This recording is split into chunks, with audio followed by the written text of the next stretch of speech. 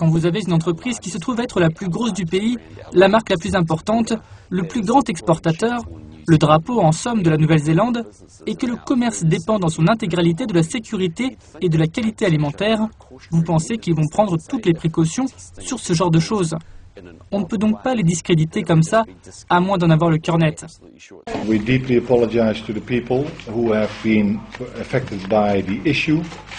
Nous présentons nos plus plates excuses aux personnes qui ont été affectées par le problème que nous avons rencontré pour vous garantir la sécurité alimentaire et la sécurité de nos consommateurs en République populaire de Chine, mais aussi à travers le monde, étant donné qu'il s'agit de notre priorité. Nous regrettons amèrement la détresse et l'anxiété que ce problème peut engendrer. Nous comprenons tout à fait les inquiétudes des parents et de tous les consommateurs du monde entier.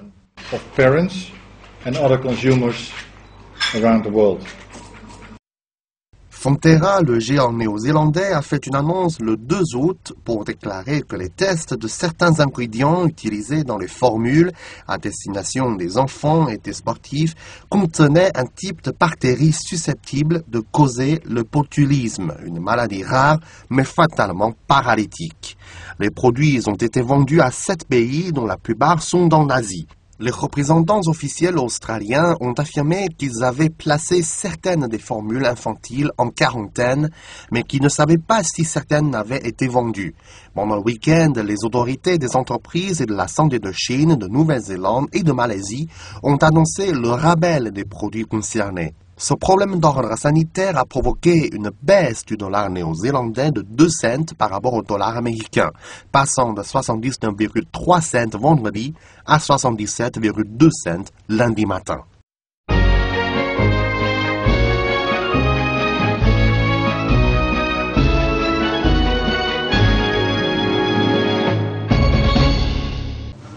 Les équipes de Christine Lagarde ont changé d'avis. Un virage à 180 degrés. Fini les cures d'austérité et la baisse des déficits à tout prix. Dans ce rapport, publié aujourd'hui, les experts du FMI demandent à la France d'assouplir sa politique budgétaire. En clair, ne plus augmenter les impôts. Étant donné le caractère toujours hésitant de la reprise, le gouvernement devrait ralentir le rythme de l'ajustement. Un revirement salué par certains économistes. Le problème du FMI, c'est que en 2010, il avait appelé tous les pays à mettre très rapidement en œuvre des politiques d'austérité budgétaire. Et le fait est que ces politiques ont complètement brisé la croissance. Donc le FMI reconnaît qu'il s'est trompé et il dit maintenant arrêtez les politiques d'austérité. Dans le détail, le FMI ne trouverait rien à redire si le gouvernement ne respectait pas ses prévisions. Non pas 3,7% de déficit cette année, mais 3,9%. Aucune urgence non plus à repasser sous les 3% l'année prochaine. Le FMI se contenterait de 3,5%. Mais en échange, les experts de Washington réclament toujours à la France de réduire ses dépenses et de faire plus de réformes pour renforcer sa compétitivité. Ils demandent notamment une réforme des retraites qui passe par l'allongement de la durée de cotisation. Jeff Bezos, le patron d'Amazon, rachète le Washington Post, 250 millions de dollars pour se payer l'un des quotidiens les plus réputés au monde. Fondé en 1877, le Washington Post était détenu par des actionnaires familiaux depuis 4 générations. Jeff Bezos, qui a adressé une lettre aux employés du Washington Post, a affirmé que les valeurs du journal ne changeraient pas. Réputé en matière d'investigation, le quotidien est à l'origine de nombreuses révélations, dont la plus connue, le Watergate.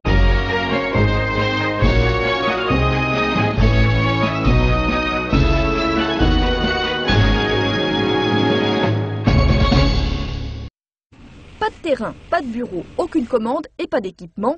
Les grandes idées ont le mérite d'exister, mais nul ne sait si elles pourront un jour être réalisées. Voilà pourquoi la réponse est souvent non lorsqu'une petite start-up dans le domaine des hautes technologies demande un emprunt à la banque. Mais les choses commencent peu à peu à changer. Les banques chinoises apportent de plus en plus d'aide aux micro et petites entreprises dans ce secteur. Le régulateur bancaire les y a poussés. La compagnie de Monsieur Xu propose une plateforme internet pour les entreprises cherchant des financements publicitaires. Son carnet de commandes ne cesse de grossir et pour la première fois, il engrange des bénéfices. Les banques ordinaires ont besoin d'emprunts logement pour délivrer des emprunts. Les compagnies d'IT doivent énormément investir dans leur phase initiale de développement. Nous n'avons pas de garantie pour des financements supplémentaires. Finalement, le prêt que nous a fait ICBC nous a aidé à créer notre centre de données. Xu Nianlong a réussi à emprunter 2 millions de yuan à la branche high-tech de la banque ICBC. Celle-ci a été créée pour soutenir les compagnies high-tech de Wuhan en pleine croissance. Les entrepreneurs d'Haïti sont propriétaires de leur technologie. Nous travaillons avec les gouvernements locaux pour vérifier leurs historiques de crédit et leur potentiel de solvabilité. Ainsi, nous prêtons aux candidats les plus qualifiés. En 11 mois, la branche a prêté à plus de 45 petites entreprises high-tech. Elle a même alloué une somme record de 200 milliards de yuan. Changement de décor, voici Hangzhou, capitale de la province du Zhejiang, à 700 km de Wuhan. Ici aussi, les petites firmes peuvent profiter davantage. Les banques locales leur ont beaucoup facilité la tâche depuis quelques années. Nous avons emprunté 1,9 million de yuan en juin dernier. Nous aurions dû le rembourser en juillet, mais nous utilisons un système spécial allongeant la date jusqu'en juin 2014. Cela a résolu notre problème de pénurie de capitaux. Les emprunteurs peuvent allonger la durée de leur prêt sans en payer la plus grande partie. Cela a facilité la vie de bien des PME. Le régulateur bancaire local affirme que le gouvernement central prépare de nouvelles mesures destinées à réveiller le capital endormi. Nous encourageons les banques à innover au sujet du remboursement des emprunts. Nous leur suggérons d'ajuster les dates de remboursement des PME en concordance avec leur cycle de production. C'est efficace pour revitaliser les réserves de capitaux. Dans cette banque locale, la part de prêts alloués aux PME représentait 39% des prêts totaux. Celle-ci devrait encore augmenter au vu de la croissance des entreprises high-tech dans la région.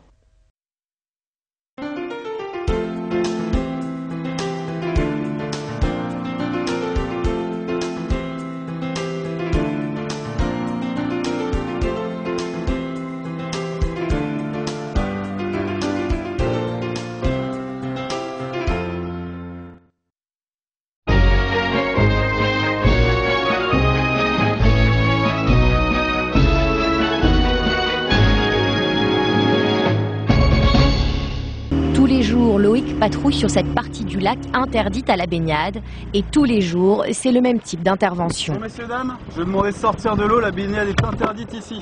Ah, c'est jusque-là? Ah non, c'est totalement interdit.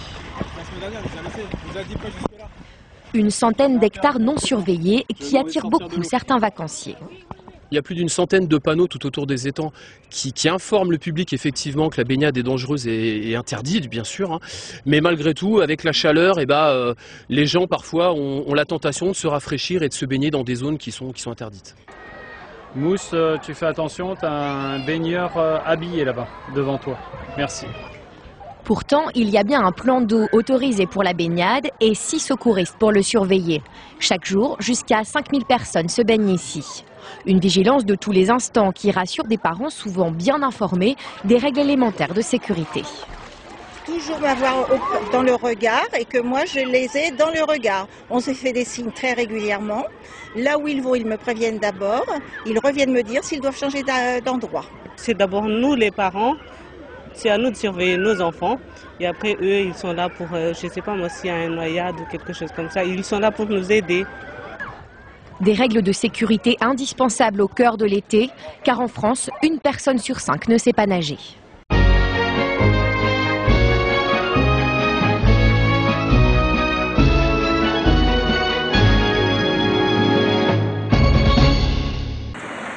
Katarzyna entre ici comme chez elle. Mais elle est hébergée dans l'appartement de Thomas. En vacances dans le sud de la France pour 2 semaines, cette étudiante polonaise a choisi de se loger grâce à la sous-location. Selon ses calculs, elle paye ainsi 2 fois moins cher qu'un hôtel traditionnel. Je me suis rendu compte que les prix sont assez corrects pour moi, parce que voilà, je suis étudiante, je ne gagne pas de l'argent, pas encore. Ici, ça coûte 170 € par 2 semaines. Et à l'hôtel, je pense qu'à partir de 400 € par 2 semaines, plus. La sous-location de sa chambre inoccupée est aussi une bonne affaire pour Thomas. Ce système lui rapporte environ 15 € la nuit, un revenu complémentaire bien utile pour cet étudiant en alternance. Ça dépanne sur le quotidien parce que quand j'ai une personne qui vient 2 jours, la dernière fois ça m'a permis d'aller laver ma voiture, ça me paye le péage pour aller travailler. J'ai aussi besoin de changer mon ordinateur qui va me servir pour mes études. C'est faire face à toutes ces petites choses. Les plateformes spécialisées dans la sous-location se sont multipliées ces dernières années. Le site Bedicassa constate une explosion du nombre d'utilisateurs, passé de 100 en 2007 à 140 000 aujourd'hui, un phénomène amplifié par les difficultés économiques. On se rend compte que les zones qui se développent le plus en termes d'inscrits, d'hébergeurs, c'est toute la côte méditerranéenne qui a le plus souffert de la crise. Là, on arrive dans l'ère de la consommation collaborative, l'économie de partage, les astuces, le système D, voilà, parce qu'on a besoin de ça. Selon un sondage OpinionWay, 57% des Français ont une pièce vacante chez eux. Le marché de la sous-location a donc encore un large potentiel inexploité.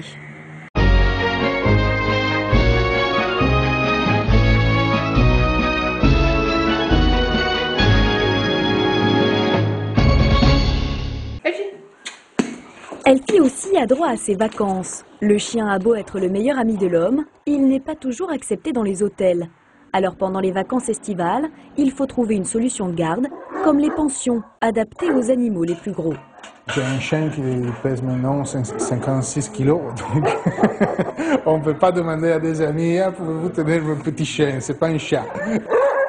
C'est durant l'été que les pensions pour animaux sont le plus sollicitées. On peut estimer qu'on aura quand même au moins dans les 65 chiens qui seront présents par jour et une bonne trentaine de chats également. Les tarifs varient en fonction de l'animal confié et de sa taille. Les prix moyens pour un chat ou un chien sont entre 8 et 20 euros par jour.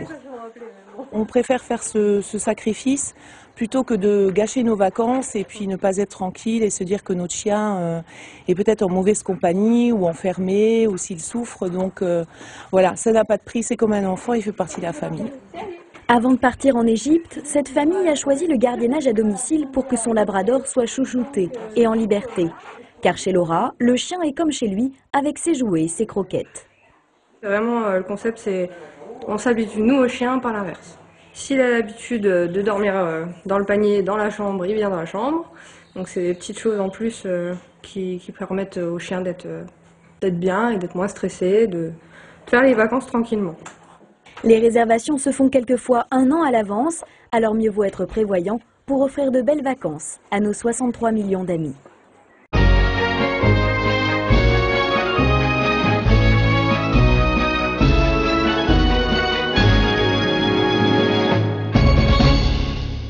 Le plaquage, c'est le grand classique du rugby. Même à 5 ans, on y met du cœur. Mais aujourd'hui, en vacances à la plage, pas question de faire comme les pros. Pour ces sportifs amateurs, l'objectif est plus modeste. C'est de s'amuser, prendre du plaisir. Et bronzer. Et bronzer en même temps. Le sport, la bronzette. Jouez. Moins de contacts, plus rapide. Les règles du beach rugby sont simplifiées. Elles permettent aux adultes et aux enfants de jouer ensemble. Il suffit simplement de toucher son adversaire pour arrêter le ballon. Les plus petits ont leur propre stratégie. Ça va être quoi la tactique là, juste avant? Rien, on a peur. Tout le monde peut jouer, ne croyez surtout pas que le beach rugby est réservé aux garçons. On a plus de technique que les garçons. D'accord. Oh non. On est plus intelligente. Eh non. Les matchs ne durent jamais plus de 10 minutes, toujours sous l'œil attentif des parents, voire des grands-parents. Je suis le fournisseur officiel de ma famille. Voilà. Presque 1000 participants pour cette seule journée sur la plage centrale de Royan. Troquer les maillots de bain pour des tenues beaucoup moins conventionnelles, c'est certain, le sport ne prend jamais de vacances.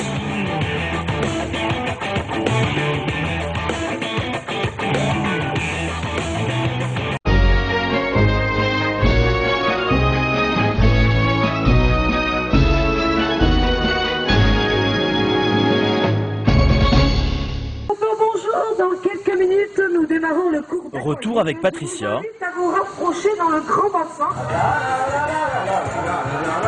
Pour notre deuxième journée au camping.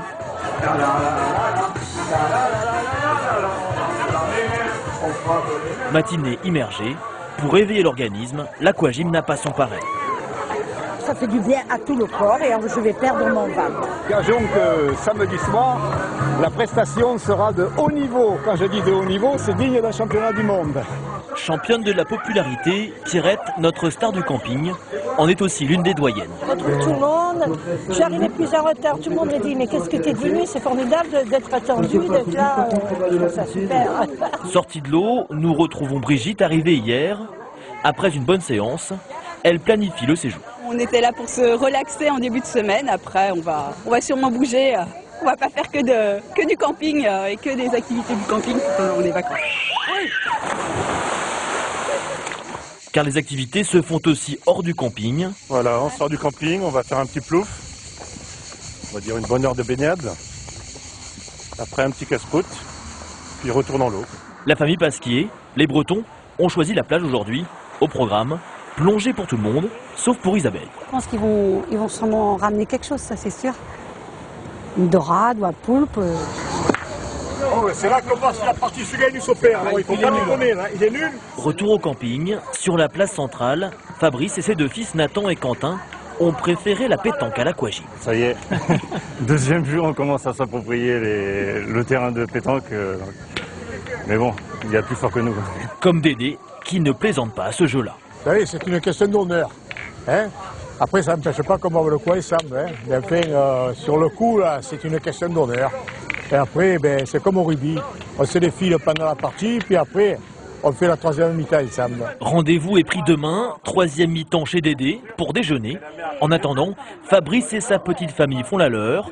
Demain, lever tôt, sous la tente, peu de repos. Les vacances continuent.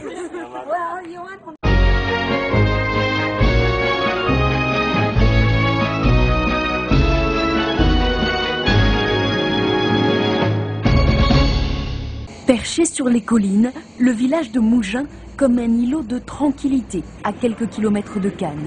Aux heures les plus chaudes de l'été, ces ruelles offrent le plaisir d'une promenade ombragée. Mais on a l'impression de fraîcheur par rapport à la côte où là on est écrasé de chaleur et de monde surtout. Vieilles pierres et façades traditionnelles confèrent au village son caractère, patrimoine surprenant pour ce touriste belge, ingénieur en bâtiment. Tout est très petit mais très charmant. Petite façade, petite maison, là où dans ma région c'est impossible. Mougins fut la dernière demeure de Picasso. Aujourd'hui encore, galeries et artistes y trouvent l'inspiration. Il y a une lumière qui attire les peintres, mais le village, en plus, inspire de par son charme, de par cette âme qu'il habite. Les créations de Mathieu Solaire, elles, tiennent dans une assiette, un credo, la fraîcheur des produits. Tout ce qui est légumes, potagers, herbes, tout ça, donc on fait tout pousser nous-mêmes. C'est assez sympathique de pouvoir avoir à portée de main tous nos produits. Pour madame, poulpe sur lit de poivrons confits. Et c'est vraiment la Provence en fait qui chante, et puis le cadre est merveilleux, le parc est merveilleux, quoi. En contrebas du village, cette étonnante mare au lotus conclut l'escapade mouginoise. Toutes les saisons, ils changent. Et là, l'été, avec ces belles fleurs, c'est un décor complètement différent. C'est vrai que c'est magnifique. Plus que quelques jours pour admirer la floraison, le village lui conserve ses charmes toute l'année.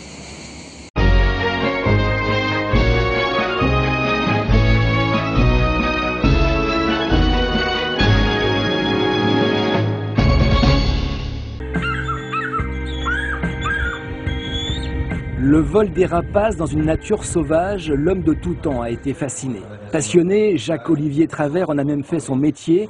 Il y a 16 ans, il ouvre le parc des Aigles du Léman. 150 rapaces vivent sur 9 hectares. L'été, des spectacles sont proposés aux touristes. Aigles, faucons, milans, tournoient au-dessus des têtes et offrent un somptueux ballet.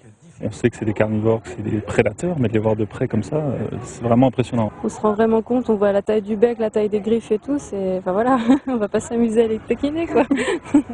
Apprivoiser un rapace, c'est un casse-tête. Chaque vol est récompensé par un peu de nourriture. Alors la contrainte pour le rapace, c'est de ne plus avoir peur du cheval. Donc c'est pour ça qu'on les habitue tout doucement à venir. Donc déjà à l'arrêt, et après on les fait venir de très près, et de petit à petit on augmente la distance, parce que pour eux ça représente une énorme masse, le cheval. Autre contrainte, permettre à ces oiseaux de se reproduire. Le carnet rose du parc, un bébé chouette, et surtout Kali, un condor des Andes âgé de 2 mois. Chaque année, il y a moins de 6 naissances en captivité dans le monde. J'aime bien quand ils sont pas encore grands parce qu'on les voit, ils sont tout mignons, ils n'ont pas encore leurs plumes. Les mâles peuvent faire jusqu'à 3,20 m d'envergure et peser 13 kg, donc c'est le plus gros oiseau volant. Un animal qui parcourt 400-500 km par jour pour trouver sa nourriture. Tout est hors norme chez le condor. Une journée dans le parc commence par la pesée. Une trop grande variation de poids et l'on sait que le rapace est en mauvaise santé. 7 fauconniers font office de diététiciens avec au menu rat, viande rouge et caille. C'est un peu comme des top modèles, on surveille la... Oui, ouais, ils dandinent un peu moins, mais c'est un peu ça, oui. C'est un peu ça. Bon, c'est plutôt des sportifs de haut niveau, moi je préfère cette comparaison-là. La caméra, c'est bon ? Pour rendre aux rapaces ce qu'ils lui ont apporté, Jacques-Olivier vient de lancer un nouveau programme, les ailes de la liberté. Première étape, réintroduire des aigles pêcheurs dans le milieu naturel, un rêve qui devrait voir le jour l'année prochaine.